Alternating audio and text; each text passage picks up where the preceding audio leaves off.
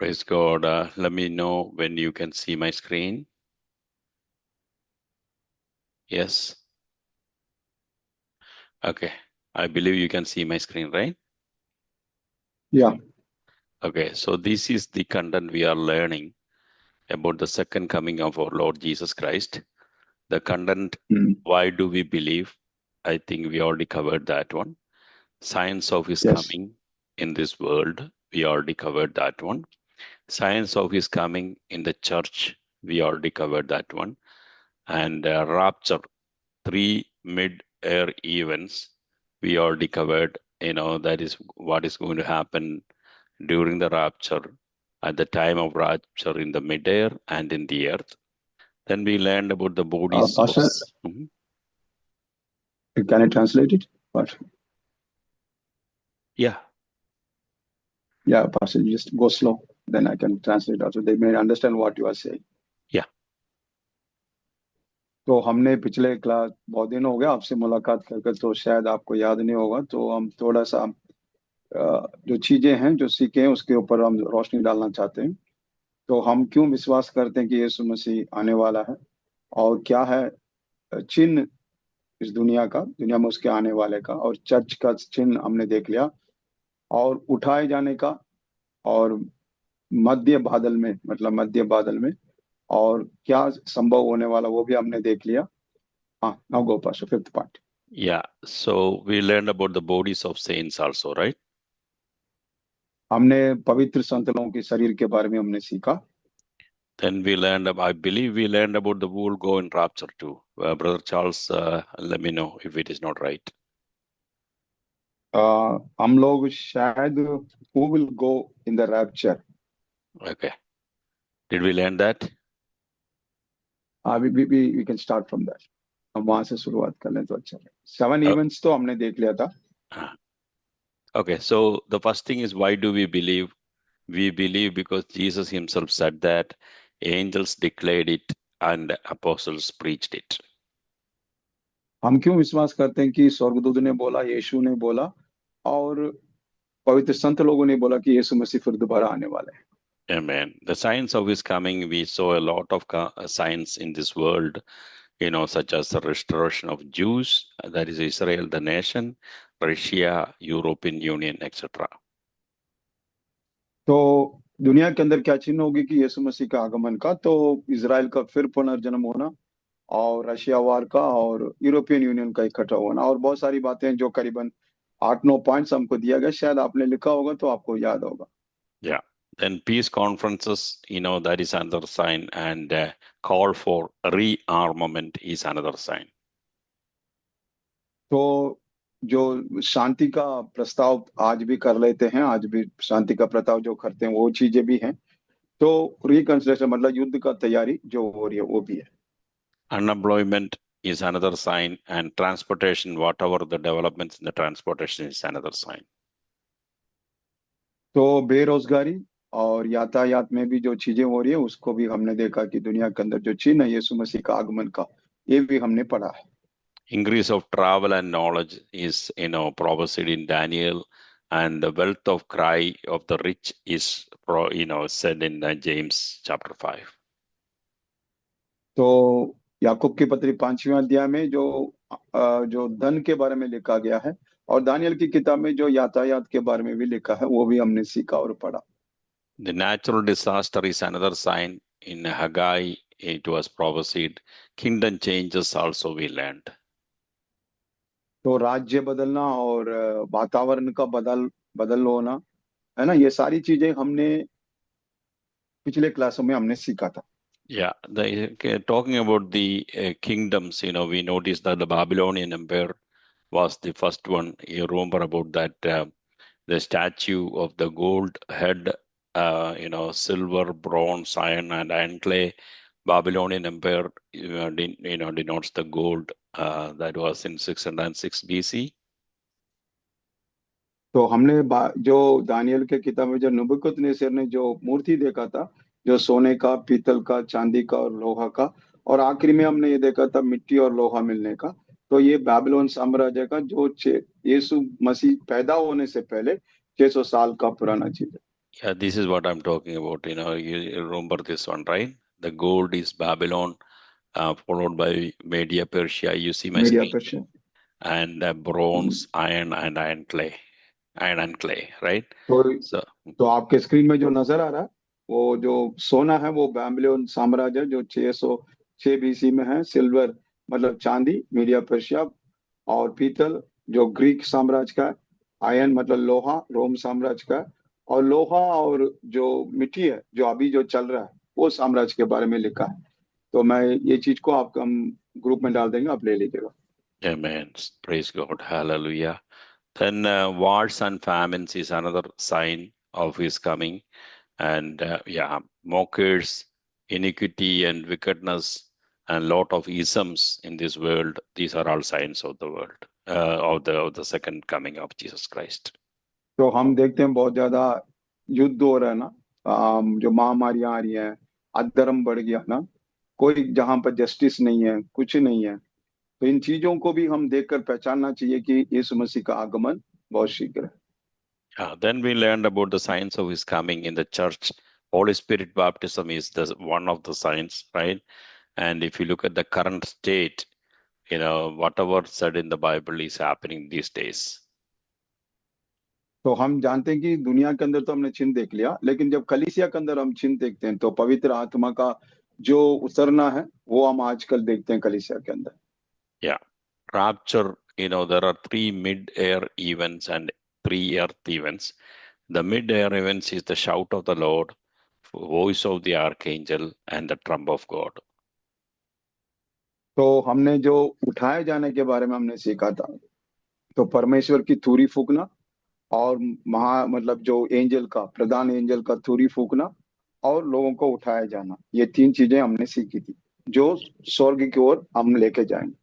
Yeah, the shout of the Lord, like you see in Lazarus' tomb, when he had said this, Jesus called in a loud voice, Lazarus, come out. The same way, when Jesus comes back during the rapture, there is a shout of the Lord that will resurrect the people who are dead in Christ. तो जब हम यूहन्ना सुसमाचार 11 अध्याय में देखते हैं कि जब लाजरस के कब्र के पास आकर यीशु मसीह ऊंची शब्दों से लाजर को बाहर बुलाते हैं, वैसे ही जब यीशु मसीह का दूसरा आगमन होगा वो आकर ऊंची शब्दों से अपने अपने में मरे हुए लोगों को बुलाएगा और वो जी उठेंगे। Yeah, not only the dead in Christ will arise, those who are alive will be transformed during the same shout. तो उसी उसी आवाज में जो यीशु मसीह में मरे वो सिर्फ जीवित नहीं उठेंगे, बल्कि जो मसीह लोग जो हम भी जीवित हैं वो शब्द को सुनकर हम भी पुनर्दान होकर हम भी जी उठेंगे। Yeah, the voice of the archangel, we know this world is under the dominion of Satan, you know, and that is needed. We saw that in the voice of the archangel is needed, to subdue the Satan's dominion. तो हम देखेंगे क्योंकि ये पूरी दुनिया शैतान के अधीनते में है, तो वो स्वर्गदूत का जो तुरी फूकने का जरूरी इसलिए कि शैतान को दबाकर, उसकी आवाज को दबाकर हम परमेश्वर से मिल सकें, इसलिए उसकी आवाज होना बहुत जरूरी है। Yeah. The third thing is the trump of God. Our God does everything in order. Wherever you see, everything is out of order, that is not God, that is the unclean spirit. Okay, so everywhere, wherever you are living, in your house, yeah, everything needs to be in order. In your church, everything needs to be order. Anything out not in order or out of order is not God's will. Okay, and also in your church, तो there needs to be all the communication, it needs to be centered around your pastor. You need to respect your pastor. Anything out of that is not godly.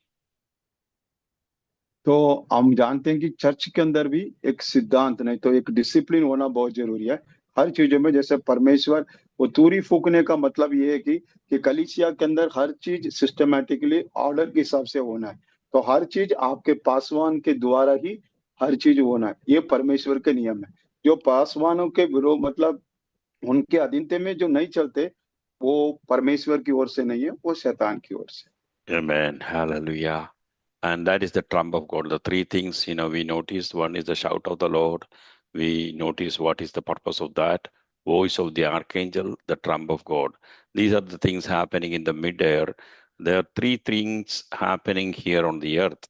One is the resurrection of तो the dead. पहले तो तीन, क्या पास है, तो चीजें जो स्वर्ग में हो रहे, स्वर्ग माने जो आसमानी में, जो तीसरा हेवन नहीं है, जो दूसरा जो पहला जो परमेश्वर का जो जो मतलब स्वर्ग है, वहां पर जो ये चीजें हो रही है, जो यीशु मसीह से मिलने के लिए जा रहे हैं, तो पहले यीशु मसीह की ऊंची शब्द, फिर आर्क एंजल का शब्द, फिर ट्रम्पट का शब्द, ये तीनों मिलकर हमें यीशु मसीह से मुलाकात करने के लिए होता है। तो वैसे ही धरती के अंदर भी तीन चीजें होगा। Yeah, so the three things happening here on the earth is the resurrection of the dead in Christ, transformation of believers who are alive, transformed believers will be caught up. So three things happening in the midair, three things happening in the earth. तो जैसे हम स्वर्ग में तीन चीजों को देखा, तो धरती में भी तीन चीजें होती है। जो मरे हुए लोग जी उठेंगे, और जो जीवित हैं वो पाशा जी ट्रांसफॉर्मेशन को क्या बोलते हैं हिंदी में? Transformation is, yeah. बदल जाएंगे पास्टर जी। बदल जाएंगे, ओके। बदल जाएंगे, सही शब्द, ओके, बदल जाएंगे। Okay Pasha, carry on. And we also learned about the bodies of saints. Our body right now, this is corruptible. Sickness can happen, all those type of things can happen, right? If you are dead means it will be corrupted within few days if you lay in the earth, right? But the bodies of saints we're going to receive is not corruptible. तो जो जो शरीर आपका, वो तो corrupted है, ये अभी इसके अंदर बीमारियां आती हैं सारी, जब मर जाएंगे तो कीड़े हमको खा लेंगे। लेकिन जब आप बदल जाएंगे, मतलब व्हेन यू ट्रांसफॉर्म है ना, जब आप बदल जाएंगे, तो ये शरीर ऐसे नहीं रहेगा, इसमें कोई बीमारी का हक नहीं रहेगा। Yeah. So the next one is in the session we're going to learn. I believe we already touched on this one also in the last class. Remind me if we didn't. Who will go in rapture? तो भी हमने यहाँ तक तो सीख लिया था। तो ये सवाल अभी हमारे बीच में करें कि कौन जाएगा यीशु मसीह के उस उठाए जाने पर। तो ये हमने पास्टर ने हमें सिखाया नहीं है, तो मैं चाहूंगा कि pastor you did not touch this one, you can carry on this. Okay, so one of you open to 1 Corinthians chapter 15. 1 Corinthians chapter 15, verse 23, please.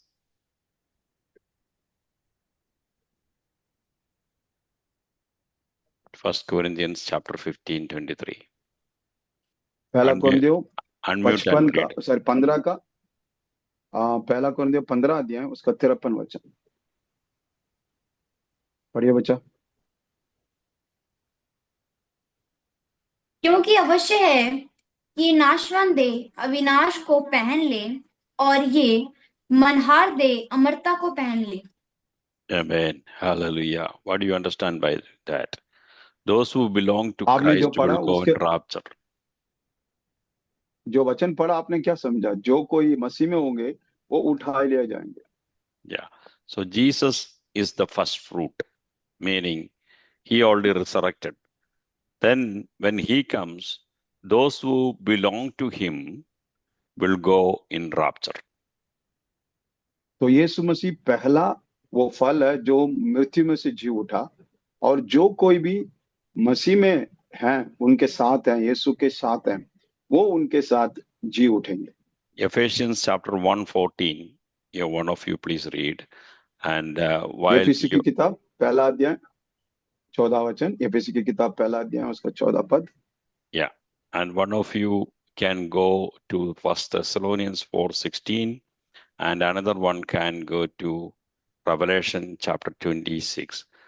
And again, I'm saying this while we read Ephesians chapter 1:14, another one prepare for 1 Thessalonians chapter 4, verse 16, verse 16, and another one, Revelation। please prepare Revelation chapter 20, verse 6.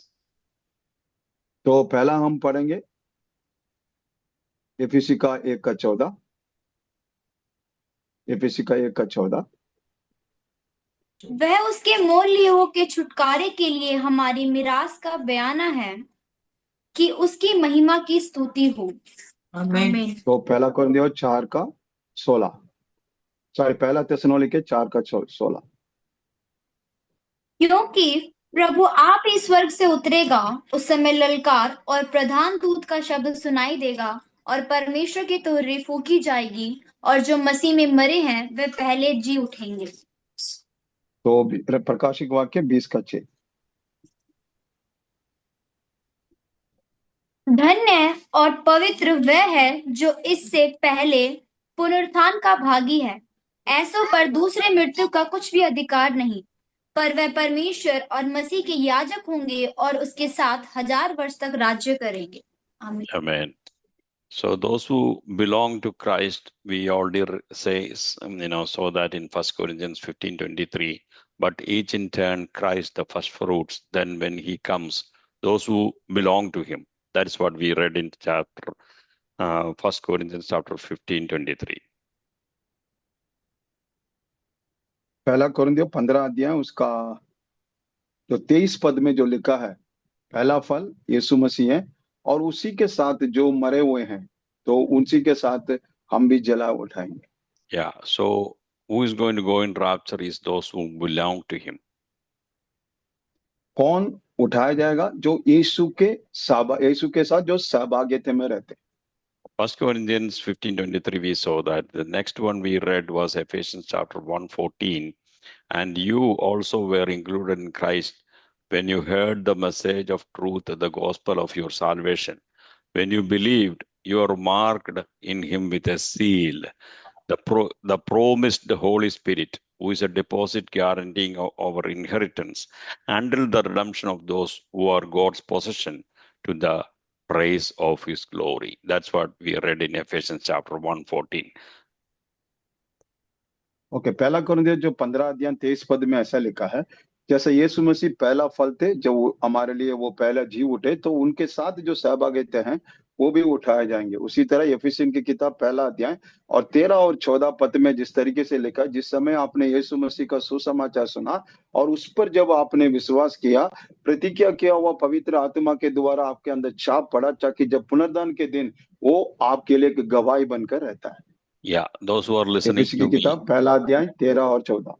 Yes, those who are listening to me, if you accepted Jesus Christ as your personal Savior, you are blessed. Why? The gospel, this gospel of your salvation, you accepted it.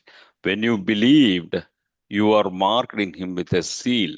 What is that seal? The promised Holy Spirit, which is a deposit guaranteeing our inheritance until the redemption of those who are God's possession to the praise of His glory. तो जिस तरीके से आज यदि जितने भी लोग आज जुड़े हुए हैं, यदि आपने यीशु मसीह को अपने उद्धारकर्ता माना है, तो आपके जीवन में जो प्रभु की ओर से जो प्रतिज्ञा किया हुआ पवित्र आत्मा के छाप मिलता है, वो छाप का मतलब कि आपके पास एक सील हो चुका है कि आपको कोई छू नहीं सकता, आप प्रभु के हैं। वो छाप पवित्र आत्मा है जो आपको मिला है। Yeah, you are the possession of Jesus Christ. Nothing else, the unclean spirit or the devil cannot touch you, because they are the supernatural, forces are seeing, or the spiritual world is seeing this seal. Even though you cannot see the seal, when you accepted Jesus Christ as your personal Savior, this seal can be seen by the unseen.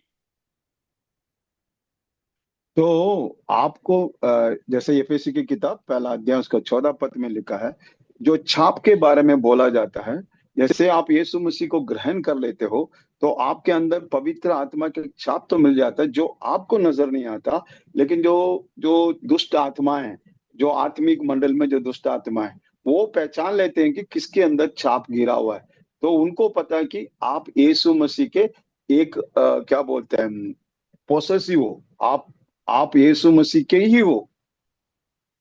Amen.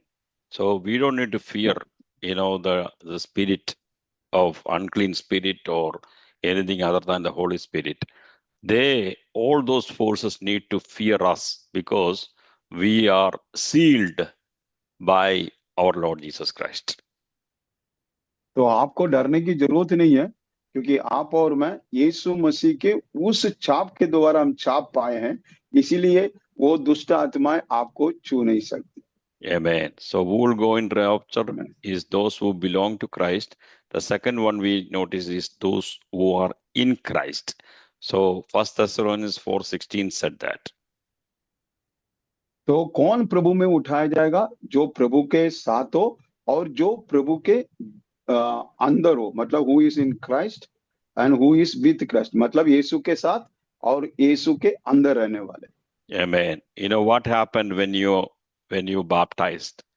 When you take water baptism, we are wearing our Lord Jesus Christ, right? So when the Satan, जब हम baptism लेते हैं तो हम यीशु मसीह को पहन लेते हैं। yeah, if you are anyone who are listening to me didn't accept Jesus Christ as your personal savior, this is the right time for you to accept Jesus Christ as your personal savior. At the same time, those who are listening to me who accepted Jesus Christ, you didn't take a step of faith for the water baptism. You know, water baptism is the commandment of God.